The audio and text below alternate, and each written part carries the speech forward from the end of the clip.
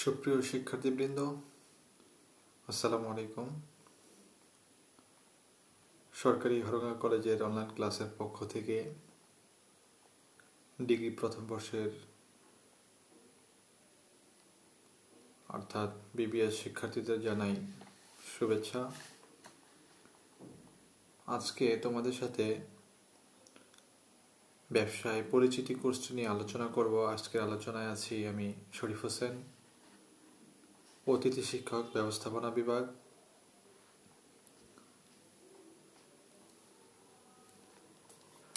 আমরা ব্যবসায়ের শাখা প্রশাখা দ্বিতীয় অধ্যায়ের লেকচার 8-এ শিল্প বলতে কি বুঝি এবং বাংলাদেশের শিল্পের গুরুত্ব সম্পর্কে আজকে আলোচনা করব। প্রথমত জানব শিল্প বলতে আমরা কি বুঝি। শিক্ষার্থীরা লক্ষ্য করবে আমি তোমাদের সামনে যে সংজ্ঞাটি তুলে ধরেছি তা হচ্ছে শিল্প হলো সেসব কর্মপ্রচেষ্টা বা প্রক্রিয়া যার সাহায্যে মানুষ প্রাকৃতিক সম্পদ সংগ্রহ করে এর রূপান্তর ঘটিয়ে মানুষের ব্যবহার উপযোগী পণ্য সামগ্রী বা সেবাকর্ম সৃষ্টি করে থাকে। আমি আবারও বলছি, শিল্প বলতে সেসব কর্মপ্রচেষ্টা বা প্রক্রিয়া যার সাহায্যে মানুষ প্রাকৃতিক সম্পদ সংগ্রহ করে এর রূপান্তর ঘটিয়ে মানুষের ব্যবহার উপযোগী পণ্য সামগ্রী বা সেবাকর্ম সৃষ্টি করে। এটা হচ্ছে আমাদের শিল্পের একটা সংজ্ঞা। তারপরও বিভিন্ন লেখকগণ শিল্প সম্পর্কে বিভিন্ন সংজ্ঞা প্রদান করেছেন। আমরা অধ্যাপক এম.সি. শুক্লা এর মতে যে সংজ্ঞাটি শুনব তা হচ্ছে পণ্যদ্রব্যের উৎপাদন, পণ্যের উত্তোলন, রূপান্তর, প্রক্রিয়াজাতকরণ কিংবা সংযোজন প্রক্রিয়াকে শিল্প হিসেবে কি করা হয়? অভিহিত করা হয়।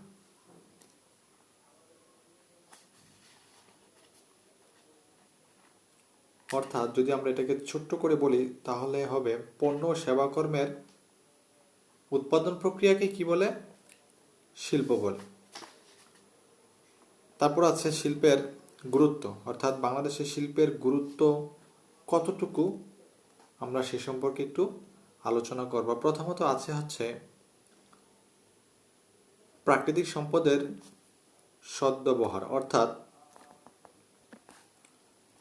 বাংলাদেশে প্রচুর অনাবিষ্কৃত প্রাকৃতিক সম্পদের দেশ। অর্থাৎ বাংলাদেশে এমন কিছু প্রাকৃতিক সম্পদ আছে যেগুলো এখন পর্যন্ত কি করা হয়নি? আবিষ্কার করা হয়নি। দেশের বিভিন্ন অঞ্চলে বিপুল পরিমাণে প্রাকৃতিক সম্পদ ছড়িয়ে ছিটিয়ে রয়েছে। এসব সম্পদকে একমাত্র শিল্পের মাধ্যমেই কি করা যায়? অর্থনৈতিক কাজে ব্যবহার করা যায়। তাই আমরা বলতে পারি কি যে দেশে প্রাপ্তব্য প্রাকৃতিক সম্পদের সুষ্ঠু ব্যবহার নিশ্চিতকরণের জন্য আমাদেরকে কি করতে হবে? বিভিন্ন প্রকার শিল্প স্থাপন করতে হবে। তারপরে আছে কৃষির উন্নয়ন। কৃষির উন্নয়নের জন্য আমাদের কি করতে হবে? শিল্পে অগ্রসর হতে হবে। যেমন বাংলাদেশ একটি কৃষি প্রধান দেশ, আমরা সকলেই জানি, কিন্তু শিল্পে সেরকম উন্নয়ন ঘটেনি। তবে শিল্প উন্নয়ন ব্যতীত এই কৃষির উন্নয়নও কি নয়? সম্ভব নয়। তাই কৃষিকার্যের যন্ত্রপাতি, সার, কীটনাশক এ সকল ইত্যাদি যে উপকরণ রয়েছে এগুলো কি করা হবে? শিল্পের মাধ্যমেই উৎপাদন করা হবে। তাই এদেশে কৃষি ব্যবস্থার উন্নয়নের ভূমিকা অনেকাংশে কার উপর নির্ভরশীল? শিল্পের উপর নির্ভরশীল। তারপর আছে জাতীয় আয় বৃদ্ধি, অর্থাৎ শিল্পের উন্নয়নের মাধ্যমে একটি দেশের জাতীয় আয় কি হয়? অনেকাংশে বৃদ্ধি পায়। ঠিক তদ্রুপ বাংলাদেশে শুধু কৃষির উন্নয়নের মাধ্যমে জাতীয় ও মাথাপিছু আয় বাড়ানো কি নয়? সম্ভব নয়। তাই শিল্পের উন্নয়ন এক্ষেত্রে খুবই প্রয়োজন।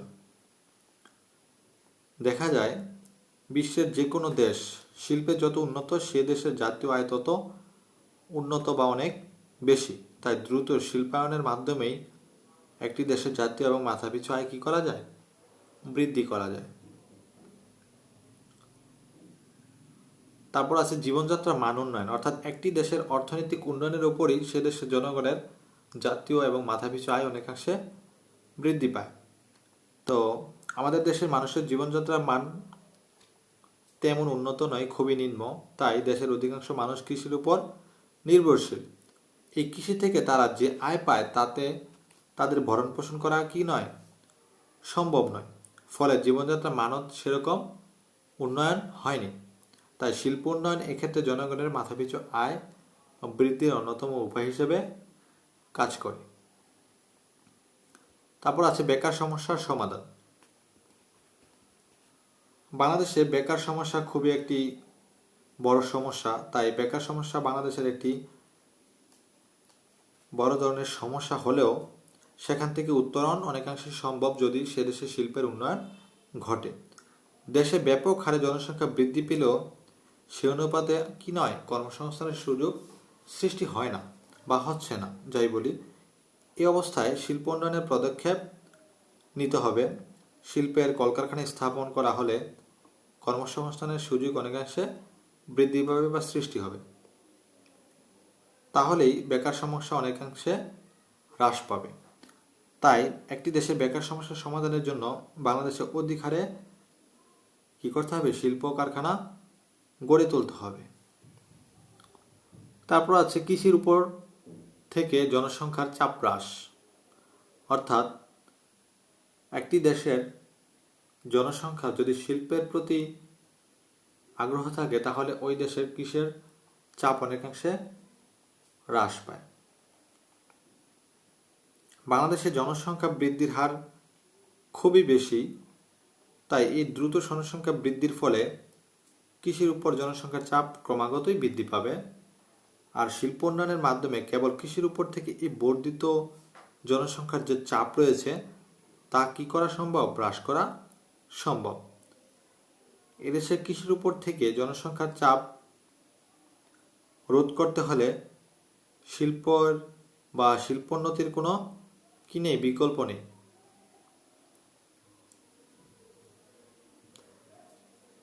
তারপর আছে আমদানি হ্রাস, অর্থাৎ একটি দেশের শিল্প উন্নয়নের জন্য অন্য দেশ থেকে আমদানির পরিমাণটা অনেকাংশে কি করতে হবে, কমাতে হবে। আমাদের দেশে প্রতি বছর প্রচুর পরিমাণে শিল্পজাত দ্রব্যাদি বিভিন্ন উন্নত দেশ থেকে আমদানি করতে হয়। অর্থাৎ একটি প্রতিষ্ঠানে বা শিল্পে অনেক ধরনের পণ্য বা কাঁচামালের প্রয়োজন হয় যেগুলো কি করা হয়, বিদেশ থেকে আমদানি করা হয়। অর্থাৎ দেশে অধিক পরিমাণে শিল্প কারখানা স্থাপিত হলে সেসব শিল্পজাত দ্রব্য বিদেশ থেকে আর কি করতে হবে না, আমদানি করতে হবে না, বা আমদানির পরিমাণ অনেকাংশে কি হয়ে যাবে, কমে আসবে। ফলে প্রচুর বৈদেশিক মুদ্রার সাশ্রয় হবে, যা দেশের একটি সার্বিক উন্নয়নে দেশের সমৃদ্ধির দিকে এগিয়ে নিয়ে যেতে সহজ হবে। তারপর আছে প্রতিরক্ষা ব্যবস্থা শক্তিশালী করা। প্রতিরক্ষা ব্যবস্থা শক্তিশালী করতে হলে আমাদের দেশের স্বাধীনতা বা সার্বভৌমত্ব রক্ষার প্রয়োজনে একটি শক্তিশালী প্রতিরক্ষা ব্যবস্থা গড়ে তোলা একান্তই জরুরি বা অপরিহার্য। তাই দেশের প্রতিরক্ষার জন্য আধুনিক অস্ত্রশস্ত্র বা যে সকল সাজ সরঞ্জাম রয়েছে তা তৈরির জন্য নিজস্ব কারখানা থাকতে হবে। শিল্প উন্নয়নের মাধ্যমে দেশের প্রতিরক্ষা ব্যবস্থাকে কি করা যায়, শক্তিশালী করা যায় এবং পরনির্ভরশীলতা অনেকাংশেই হ্রাস পেতে পারে। তারপর আছে অর্থনৈতিক উন্নয়ন। বাংলাদেশের দ্রুত অর্থনৈতিক উন্নয়নের জন্য শিল্প উন্নয়নের কোনো বিকল্প নেই। কেবলমাত্র কৃষির উপর নির্ভর করে দেশের অর্থনৈতিক উন্নতি সম্ভব নয়। তারপরে যদি বলি, শিল্পের একটি উন্নতি হলে দেশে ব্যবসা বাণিজ্যের প্রসার ঘটে অনেকাংশে এবং কৃষিক্ষেত্রেও যে সকল প্রয়োজন বা উন্নয়ন প্রয়োজন সেগুলো অনেকাংশে সাধিত হয়। তারপর আছে রপ্তানি বৃদ্ধি, অর্থাৎ দেশে শিল্পের যদি ভালো অবস্থান থাকে তাহলে এগুলো শিল্পের যে পণ্যদ্রব্য রয়েছে এগুলো বিদেশে কি করা যায়, রপ্তানি করা যায়। এতে করে বৈদেশিক মুদ্রা অনেকাংশে অর্জন সম্ভব হয়। বাংলাদেশের এই রপ্তানির বেশিরভাগই কি হয়? কাঁচামাল। শিল্পোন্নয়নের মাধ্যমে কাঁচামালকে শিল্পজাত পণ্যে রূপান্তরিত করে শিল্প দ্রব্য হিসেবে রপ্তানি করা সম্ভব হবে। তারপর আছে রপ্তানি এবং পরিবহন ও যোগাযোগ ব্যবস্থার উন্নয়ন। যে কোনো দেশের শিল্প, পরিবহন ও যোগাযোগ ব্যবস্থার উন্নতিতে গুরুত্বপূর্ণ ভূমিকা পালন করে। শিল্পোন্নয়ন ঘটলে এই শিল্পে উৎপাদিত পণ্য পরিবহন কাজে বা শিল্প কারখানায় কাঁচামাল এবং প্রয়োজনীয় যন্ত্রপাতি আনা নেওয়া বা বহনের জন্য নতুন রাস্তাঘাট, সেতু ইত্যাদি নির্মিত হয়। এতে করে পরিবহন এবং যোগাযোগ ব্যবস্থার উন্নয়ন ঘটে। তারপর আছে সর্বশেষ যে বিষয়টি, তা হচ্ছে স্বনির্ভরতা অর্জন। বাংলাদেশ বিভিন্ন শিল্পজাত দ্রব্য ও যন্ত্রপাতির জন্য বিদেশের উপর নির্ভরশীল। এদেশের রপ্তানির তুলনায় আমদানির পরিমাণ অনেক বেশি। এই কারণে বৈদেশিক বাণিজ্যে প্রতিকূল ভারসাম্য বিরাজ করে, ফলে বিদেশের উপর নির্ভরশীলতা বহুলাংশে বেড়ে যায়। এই স্বনির্ভরতা বা স্বনির্ভরশীলতা হ্রাসের জন্য আমাদেরকে কী করতে হবে? শিল্প স্থাপন করতে হবে। এই ছিল আমাদের আজকের আলোচনার বিষয়বস্তু। আমরা পরবর্তী ক্লাসে অন্য কোনো বিষয় নিয়ে আলোচনা করব। শিক্ষার্থীরা, সেই পর্যন্ত তোমরা সবাই ভালো থাকো এবং সুস্থ থাকো।